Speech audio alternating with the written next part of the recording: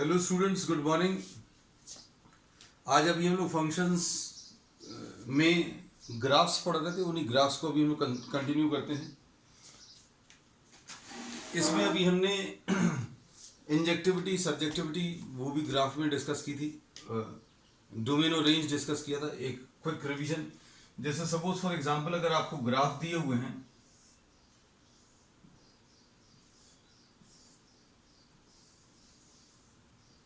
इनमें से कौन सा वाला ग्राफ जो है फंक्शन रिप्रेजेंट कर रहा है, कौन सा वाला फंक्शन रिप्रेजेंट नहीं कर रहा है, ये भी अभी हम लोग बता सकते हैं। इन सबको रिप्रेजेंट करने के लिए कोई ना कोई मैथमेटिकल इक्वेशन तो रहेगी आपके पास। तो इनमें से कौन सा जो फंक्शन है और कौन सा इसमें से फंक्शन नहीं है, ये अभी हम लोग आसानी से बता सकते हैं। किसी भी शेप का हो, सपोज फॉर एग्जांपल ऐसा कुछ शेप आपका किसी ग्राफ का आया है और किसी का ऐसा कुछ आया, तो इन सब में अगर आप देखें तो ग्राफ, कोई भी ग्राफ फंक्शन रिप्रेजेंट कर रहा है कि नहीं कर रहा है, उसके लिए अभी हम लोग क्या करते हैं, वाई एक्सिस के पैरेलल एक लाइन ड्रॉ करते हैं। वाई एक्सिस के पैरेलल लाइन ड्रॉ करने पर अगर वो ग्राफ को दो जगह पर या दो से ज्यादा जगह पर कट कर रहा है तो वो फंक्शन रिप्रेजेंट नहीं कर रहा। This will not be representing a function.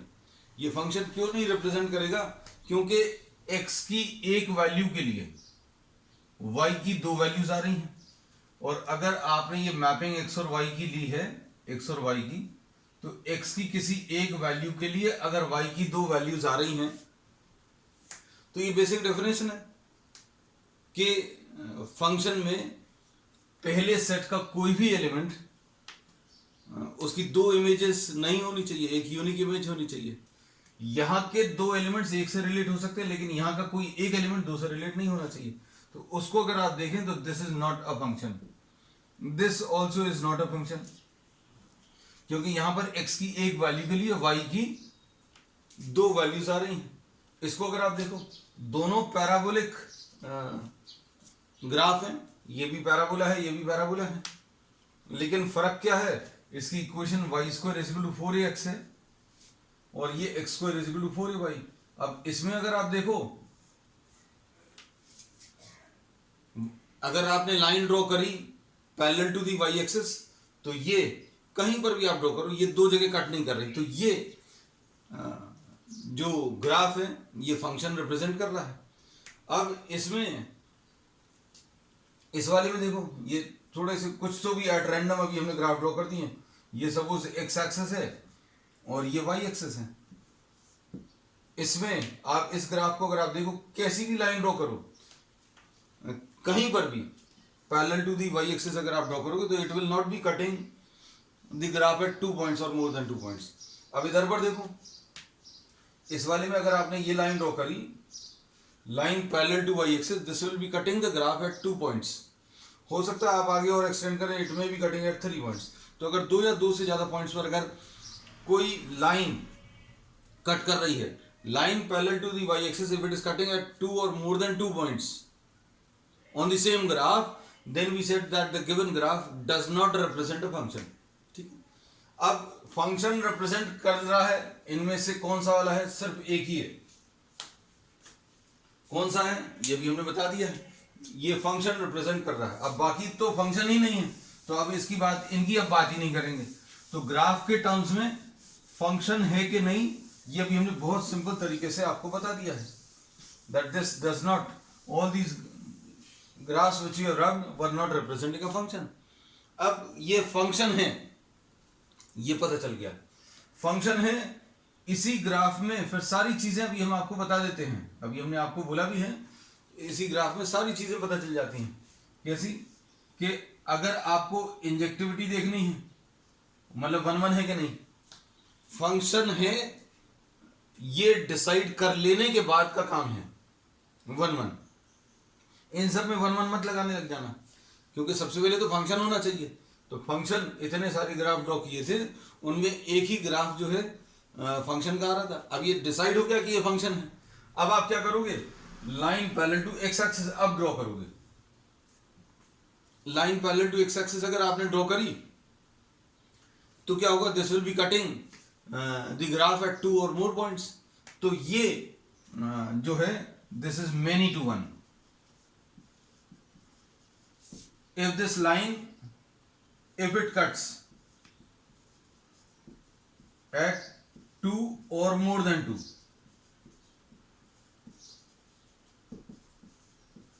दो पॉइंट्स या दो से ज्यादा पॉइंट्स पर अगर कट कर रही है तो अब हम लोग बोलेंगे कि ये मेनी टू वन फंक्शन है। ठीक, अब इसमें आप सोचकर देखना, अगर आपको कहीं पर ये ऑप्शन दिया जाए कि भैया इसको 1 1 बनाना है, तो 1 1 बनाना लो भाई, हमने कहा सिर्फ आप पॉजिटिव वैल्यूज ले लो। पॉजिटिव वैल्यूज अगर आप ले लोगे तो कैसा आ जाएगा, ऐसा कुछ ग्राफ आ जाएगा, ये 1 1 हो गया। अब ये 1 1 क्यों बनाना रहता है, अभी हम लोग आगे जैसे पिछली क्लासेस में भी डिस्कस किया, आगे भी डिस्कस करेंगे कि 1 1 इसलिए बनाना रहता है क्योंकि आपको अगर इनवर्स डिफाइन करना है, क्योंकि अगला चैप्टर अपना इनवर्स ट्रिग्नोमेट्री है ना। इंटेंशनली सभी मैथ्स की बुक्स में आपको फंक्शंस पहले पढ़ाया जाता है, रिलेशंस एंड फंक्शंस, और उसके बाद फिर इनवर्स ट्रिग्नोमेट्री। क्यों, फंक्शंस का आइडिया लग गया, क्योंकि ऐसा कोई फंक्शन अगर बना हुआ तो इसमें इनवर्स नहीं बता पाओगे। तो इनवर्स अगर आपको बताना है तो 1 1 होना चाहिए और ऑन 2 होना चाहिए। तो अब हम लोगों ने इसको क्या किया, 1 1 बना लिया। तो अब ये कुछ कॉन्सेप्ट्स है जो अभी हम लोग आगे अप्लाई करेंगे। एक तो ये बता दिया 1 1, फिर उसका डोमेन और रेंज। तो डोमेन और रेंज भी ग्राफ में पता चल जाती है। क्या आप x को क्या वैल्यूज दे सकते हो भैया, x को जो भी वैल्यूज आप दे सकते हो वो डोमेन कहलाएगा। तो आप देख लो इसमें कहां पर रेस्ट्रिक्शन है, इसमें कहीं पर भी कोई भी रेस्ट्रिक्शन नहीं है। x को आप जो चाहें वो वैल्यूज दे सकते हैं। So domain will be on the x axis. Domain कहां पर है, एक्स एक्सिस पर, और ये x बिलोंग्स टू r है। और रेंज कहां पर है, ये बहुत काम की चीजें हैं, बहुत छोटी छोटी चीजें हैं जो अभी हम आपको बता रहे हैं। रेंज कहां पर है, y एक्सिस पर। y एक्सिस पर क्या वैल्यूज आ रही हैं देखो जरा। अब इसमें आपको ये लगेगा कि भाई y एक्सिस को की भी तो सारी वैल्यूज आ रही हैं, तो यहां पर देखो y यहां पर तो एग्जिस्ट ही नहीं कर रहा, ये ग्राफ यहां पर एग्जिस्ट नहीं कर रहा। y सिर्फ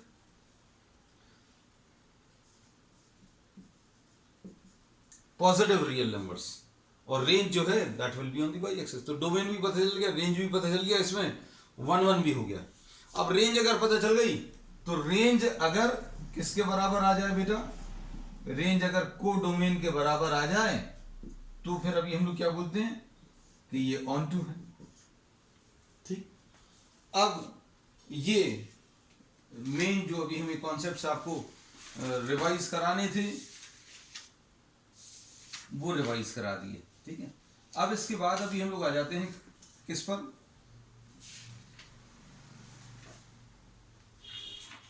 एक्सपोनेंशियल फंक्शन पर। नेक्स्ट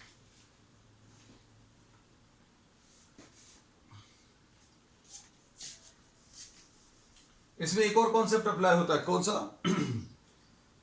1 1 के लिए। 1 1 के लिए फंक्शन स्ट्रिक्टली इंक्रीजिंग या स्ट्रिक्टली डिक्रीजिंग होना चाहिए। स्ट्रिक्टली इंक्रीजिंग या स्ट्रिक्टली डिक्रीजिंग का मतलब क्या है बेटा, स्ट्रिक्टली इंक्रीजिंग या स्ट्रिक्टली डिक्रीजिंग। तो इसमें अगर आप देखें तो ये डिक्रीजिंग फंक्शन।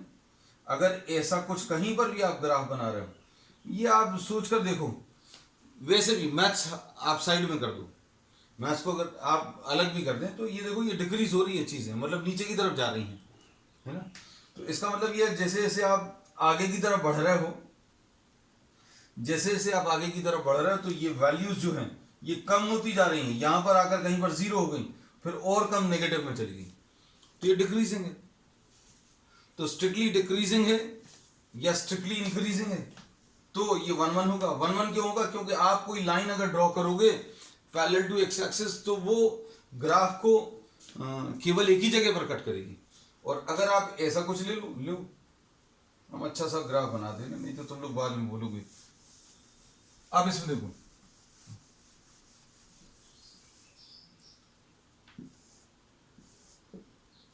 ये देखो, ये देखकर तो समझ में आ रहा होगा कुछ तो भी ग्राफ ड्रॉ कर दिया अभी हमने।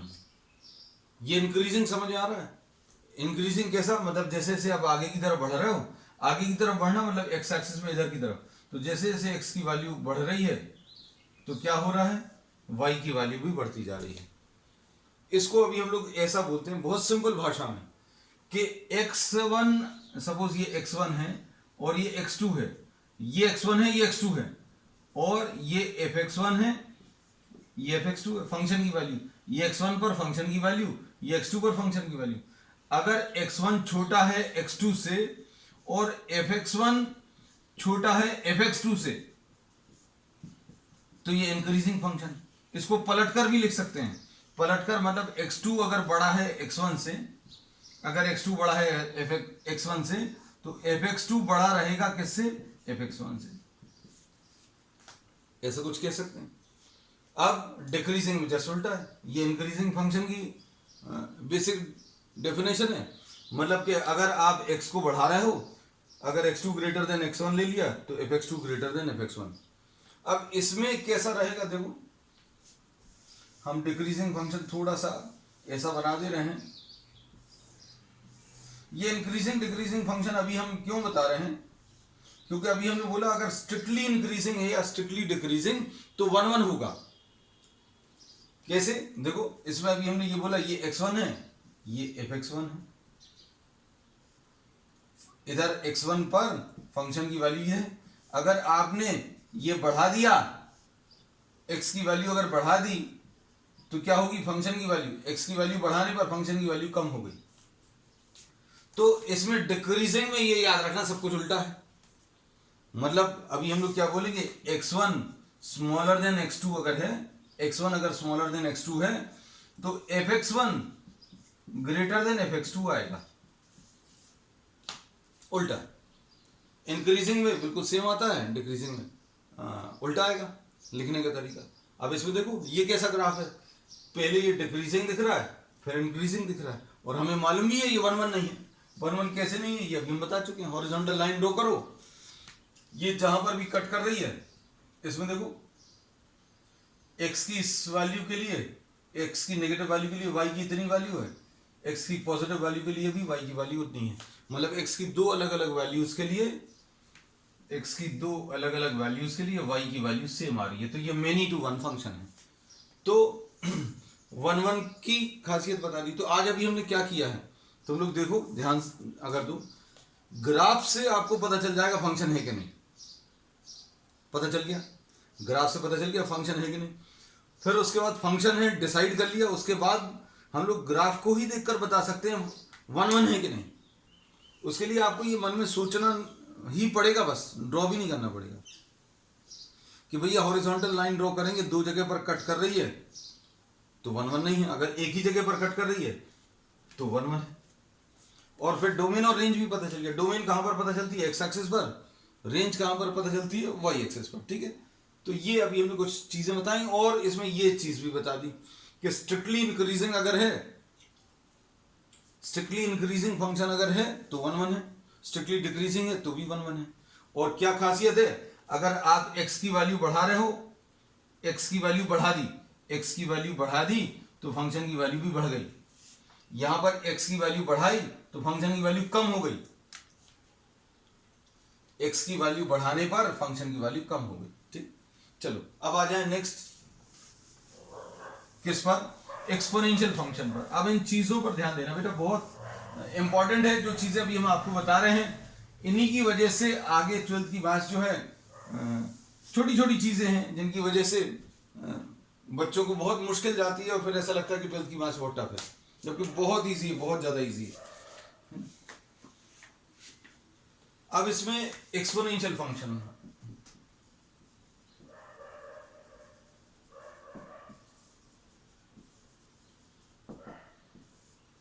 एक्सपोनेंशियल फंक्शन, इसको अभी हम लोग बोलते हैं y is equal to a to the power of x। ये आएगा आपको बहुत जगह आएगा आगे, है ना?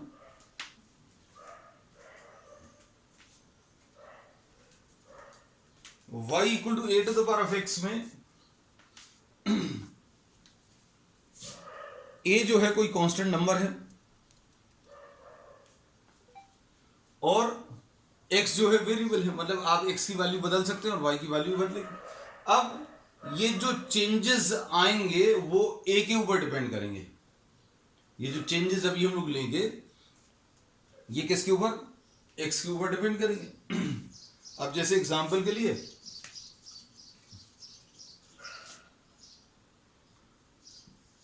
हम लोग दो केसेस ले रहे हैं, इसमें a ग्रेटर देन 1, a 1 से बड़ा है, और दूसरा a जो है 1 से छोटा है, a 1 से छोटा है लेकिन पॉजिटिव ही है। We are taking two possibilities. अब ये दो पॉसिबिलिटीज क्या है ये देखो बेटा अच्छे से। हम इसमें आपको ये बोलते हैं कि अगर आपको कुछ नहीं मालूम है, कुछ भी नहीं मालूम है, तो आप कुछ नंबर्स को अज्यूम करके काम कर सकते हैं। जैसे a ग्रेटर देन 1 बोला तो आप a की वैल्यू 2 लेकर प्लॉट कर लो। मतलब अभी हम लोग किसको प्लॉट करने वाले हैं समझाने के लिए, 2 to the power of x। जल्दी से वैल्यूज ले लो बेटा, देखें जरा क्या करते हैं। x की वैल्यू 0,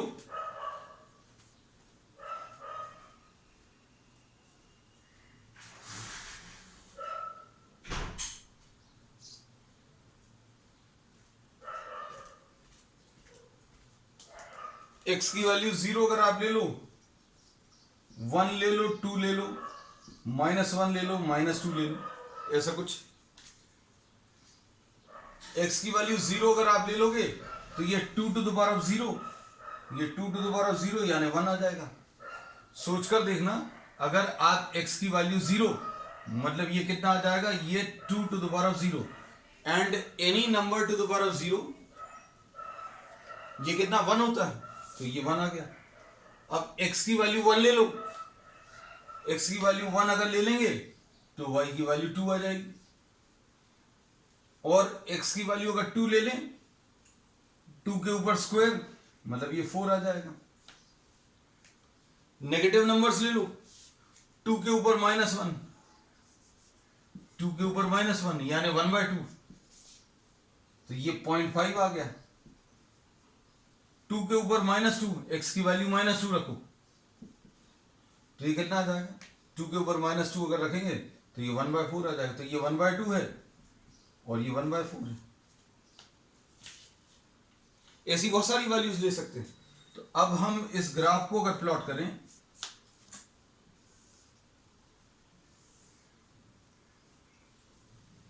ये इधर पर ड्रॉ कर देना, x की वैल्यू 0 पर y की वैल्यू 1, ये आ गया। x की वैल्यू 1 पर y की वैल्यू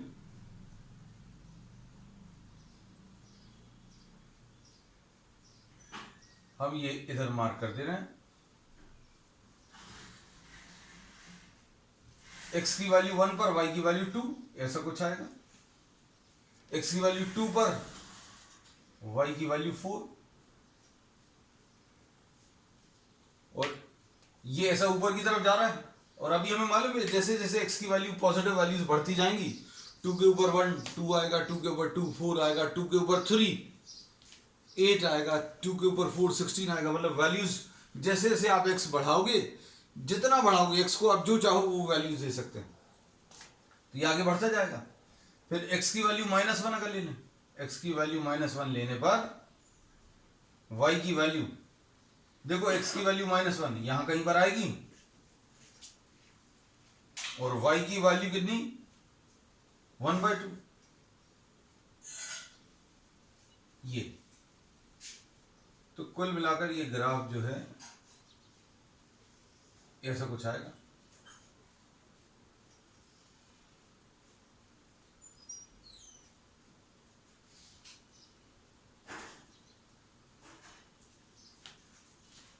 x की जैसे जैसे नेगेटिव वैल्यूज आती जाएंगी, x की वैल्यू जैसे जैसे नेगेटिव, जैसे 2 के ऊपर -3 ये 1/8 हो जाएगा, 2 के ऊपर -4 यानी 1/16 आ जाएगा। जैसे नेगेटिव वैल्यूज बढ़ेंगी वैसे वैसे ये y की वैल्यू कम होती जाएगी, कम होती जाएगी। मतलब 0 कब होगी, जब नेगेटिव इन्फिनिटी x के ऊपर कितना आ जाए, x के ऊपर नेगेटिव इन्फिनिटी यानी 1/2 के ऊपर इन्फिनिटी, मतलब 2 कितनी बार मल्टीप्लाई होगा, इनफाइनाइट टाइम्स मल्टीप्लाई होगा, मतलब डिनोमिनेटर में इन्फिनिटी आएगा, डिनोमिनेटर में इन्फिनिटी मतलब ये 0। तो अब हम लोग ये बोलेंगे कि ये आप क्या करोगे, इसमें ये जैसे जैसे x की नेगेटिव वैल्यूज बढ़ रही हैं वैसे वैसे ये y की वैल्यू कम होती जा रही। देखो x की -1 है तो 1/2, x की -2 पर 1/4 आएगा, तो x की वैल्यू -1 पर ये 1/2 लिया है, और -2 पर और 1/4 और छोटा। तो जैसे जैसे नेगेटिव वैल्यूज बढ़ रही हैं वैसे वैसे ये y की वैल्यू कम होती जा रही है। और आप इसको पैरेलल लाकर अगर छोड़ दें, अगर किसी ग्राफ को आपने ड्रॉ किया, ये देखो आपने किसी ग्राफ को ड्रॉ किया और इसको लाकर पैरेलल करके छोड़ दिया, मतलब ये इस एक्स एक्सिस को कहां पर जाकर मिलेगी, एक्स एक्सिस को इन्फिनिटी पर जाकर मिलेगी। So if a line is touching a graph, if a line is touching a graph at infinity, तो आप क्या करोगे, ये ग्राफ को इस लाइन के या इस एक्सिस के पैरेलल लाकर छोड़ देना। इसका मतलब ये है नेगेटिव इन्फिनिटी जब होगा, नेगेटिव इन्फिनिटी जब होगा तो y की वैल्यू 0 आ जाएगी। अब दूसरा वाला तुम लोग प्लॉट करने की कोशिश करो, जरा देखें दूसरे वाले में क्या आता है। अच्छा, इसमें एक चीज और बता दें,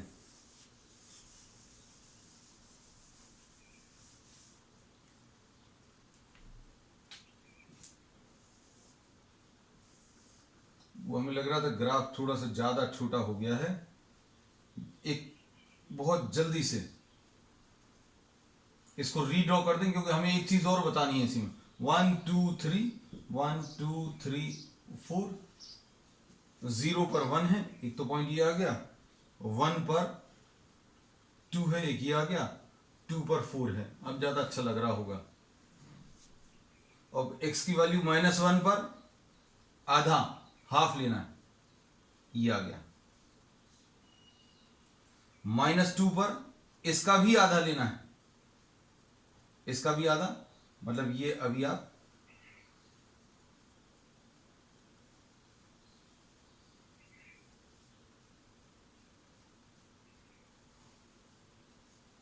ऐसा कुछ ग्राफ आ जाएगा, ठीक है। इसमें पैरेलल लाकर छोड़ दिया, मतलब this will be meeting the x axis at negative infinity. अब इसमें ध्यान से सुनना, क्या अगर हमने y is equal to 2 to the power of x लिया है, अगर आपने 3 to the power of x लिया होता तो क्या होता? अगर आपने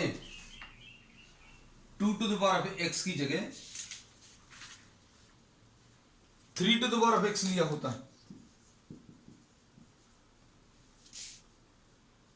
x की वैल्यू 1 लेने पर, ये देखो वैल्यूज को कंपेयर करो, सिर्फ कंपेयर भर करो,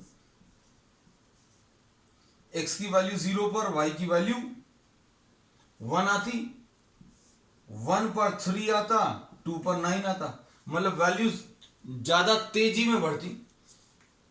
x की वैल्यू 0 पर y की वैल्यू 1, ये तो आ गया, x की वैल्यू 1 पर y की वैल्यू 3, तो मतलब ये ग्राफ जो है थोड़ा अंदर की तरफ, y is equal to 3 to the power of x, और इधर पर नीचे आ जाएगा।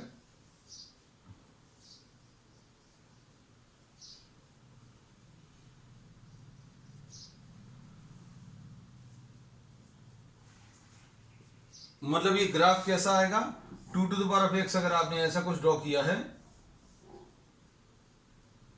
2 to the power of x अगर आपने ऐसा ड्रॉ किया, तो 3 to the power of x अगर बनाना है तो कैसे बनाएंगे? 3 to the power of x बनाने के लिए इधर पर ऊपर बना लेना, इस पॉइंट से तो पास होगा, और इधर पर नीचे ले आना, ये ऐसा कुछ। और अगर 4 to the power of x तो और इधर पर और ऊपर, इधर पर और नीचे, तो ये कुछ तरीका है। अब हम आगे आ जाएं, कौन सा, y is equal to a to the power of x के दो केसेस लिए थे। दो केसेस कौन कौन से थे बेटा? एक तो a ग्रेटर देन 1 अभी हमने प्लॉट कर लिया है ना, तो अब हम इसको 2 to the power of x नहीं लिखेंगे, a to the power of x, a greater than 1 है। अब y is equal to a to the power of x लिखें, लेकिन a स्मॉलर देन 1 है, a पॉजिटिव रहना चाहिए, ये याद रखना। हम लोग जो ग्राफ ले रहे हैं वो किसके लिए, ये जो कांस्टेंट ले रहे हैं उसकी सिर्फ पॉजिटिव वैल्यूज के लिए। अब देखो इसमें भी जैसे मान लीजिए आपको बात नहीं समझ में आती है कि भाई कैसे ड्रॉ करें, ए स्मॉलर देन 1 क्या होगा, तो हमने बोला इसका सबसे अच्छा ऑप्शन आपके पास क्या है कि आप कोई नंबर ले लो, ए की वैल्यू 1/2 कैसी है, ए की वैल्यू 1/2 1 से छोटी है, 1 से छोटी है लेकिन 0 से बड़ी है, 0 से बड़ा चाहिए ही है अभी हम लोगों को। तो अब इसमें देखो जरा कैसा हो जाएगा ये फंक्शन, इस वाले पार्ट को रब कर देगा अभी हम, बताने को बेटा बहुत कुछ है, बहुत कुछ है ना अभी हम लोग, लेकिन जो बहुत जरूरी चीजें हैं जिसके बिना आपका आगे चलेगा नहीं है ना, सिर्फ वही चीजें हम डिस्कस कर रहे हैं। अगर आप इंटरेस्टेड रहेंगे तो इसमें डोमेन और रेंज के तो इतने क्वेश्चंस बनते हैं जिनको मतलब JEE के लिए अच्छे से प्रिपेयर करना, तो this chapter requires another 10 to 15 days। तो जो लोग इंटरेस्टेड हो हमें पर्सनल मैसेज करना, will be taking a separate class because we have to move along for the boards also, boards का भी सिलेबस चलाना है ना। तो आप बताइएगा जैसा आपकी रिक्वायरमेंट होगी उसके हिसाब से अभी हम लोग आगे बढ़ते चलेंगे। अब इसमें देखो ए की वैल्यू अगर 1/2 है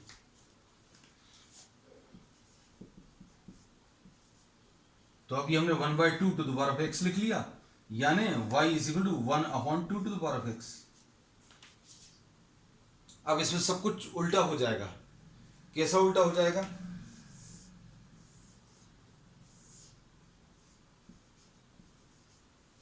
x और y,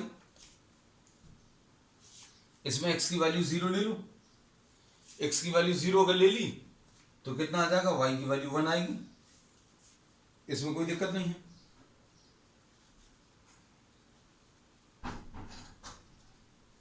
ठीक, अब उसके बाद x की वैल्यू 1 ले लो, x की वैल्यू 1 अगर ले लेंगे तो कितना आ जाएगा बेटा बोलो जरा, 1/2 आएगा।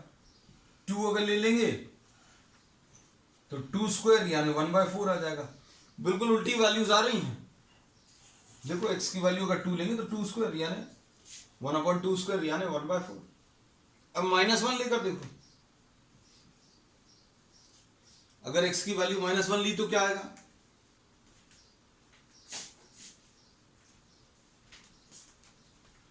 x की वैल्यू -1 अगर ले लेंगे बेटा तो 1/2 टू द पावर -1 आएगा। 2 के ऊपर -1 है, जब इसको आप ऊपर लिखोगे तो 2 आ जाएगा। फिर उसके बाद -2 ले लो तो ऐसे ही ये 4 आ जाएगा। अब देखो जरा प्लॉट करें तो x की वैल्यू 0,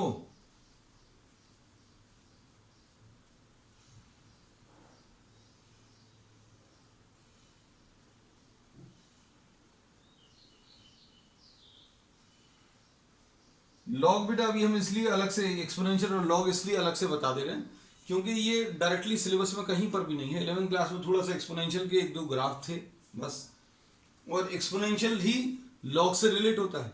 लॉग बहुत यूज करेंगे 12th क्लास में, लेकिन स्कूल एकेडमिक्स में इन्होंने कहीं पर भी लॉग छोड़ा नहीं है।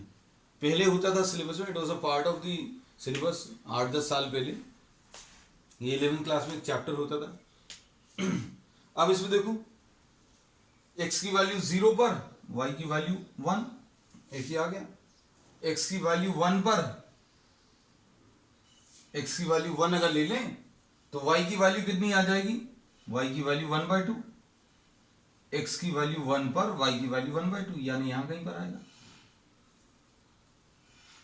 फिर 2 पर 1/4 यानी यहां कहीं पर आएगा। -1 पर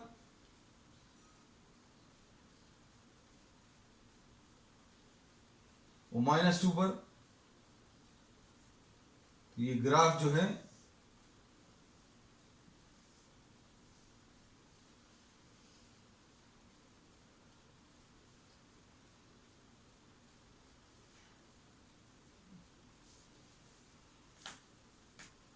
देखो दोनों में डिफरेंस, यहां पर क्या हो रहा था, x को बढ़ाने पर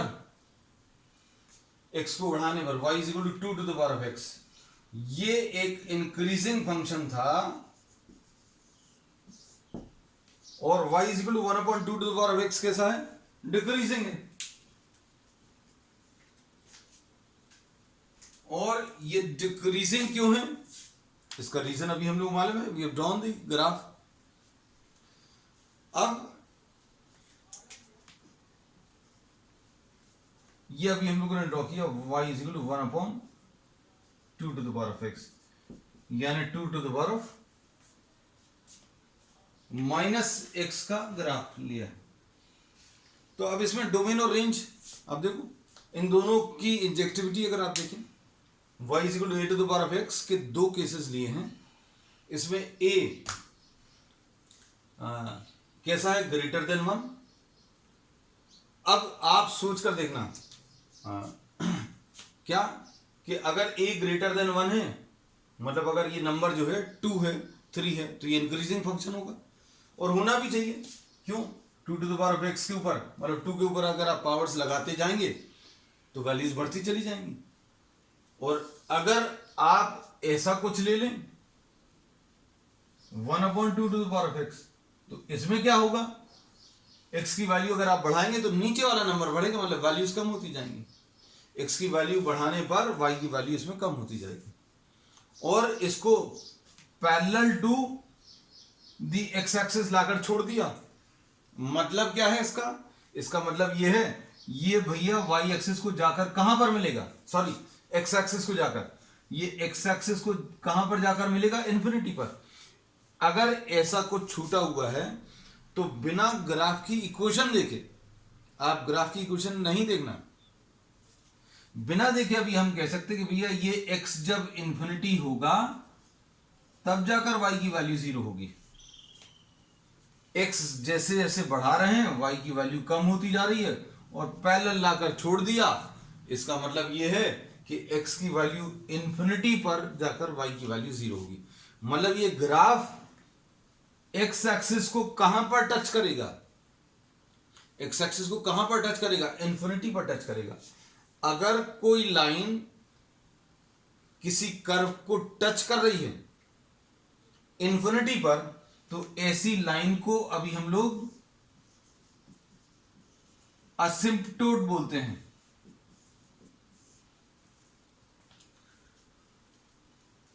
तो असिम्पटोट को बहुत सिंपल भाषा में, हिंदी जैसी इंग्लिश में क्या बोलेंगे, टेंजेंट एट इन्फिनिटी।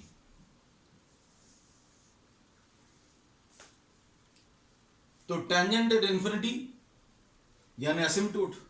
असिम्पटोट यहां पर कौन सा है, एक्स एक्सिस। तो ये एक्स एक्सिस को इन्फिनिटी पर जाकर टच कर रहा है, ठीक है।